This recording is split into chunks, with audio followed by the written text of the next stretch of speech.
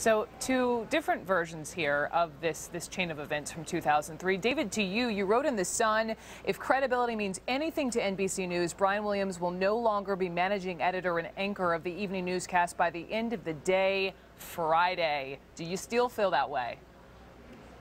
I do, absolutely, and I'll tell you why, Brooke. You know, this isn't just, as he said, he misremembered something from 12 years ago. He also used the language of conflating one event with another. This is a story that he's told over those 12 years in differing versions, but in all of them, he was in danger and took fire. And it's not just that he lied for 12 years, it's the kind of lie he told. There are millions of military families in this country who suffer every day diminished lives by the injuries and the wounds that people who fought honorably in those wars suffer. Along comes an anchorman who didn't do it, who tries to appropriate some of their honor for himself by that lie.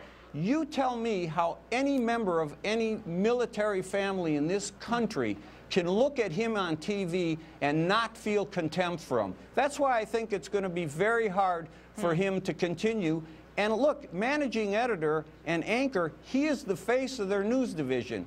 Even if all he did was lie, I don't think he should be the face of that news division any longer. I'm sorry. And I think, you know, we have this thing in the media, oh, we're all part of this fraternity. That's why the public hates us, because we won't call each other out. This is a terrible thing that Williams did. I don't know why he did it. I don't know how he did it, Brooke. I'm not trying to psychoanalyze him.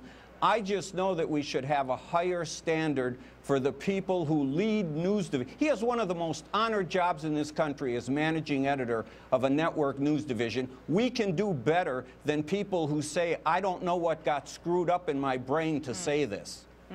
David, would it matter to you? I mean, I'm listening to everything you're saying. Would it matter to you if his Chinook did take arms fire, just a smaller arms fire?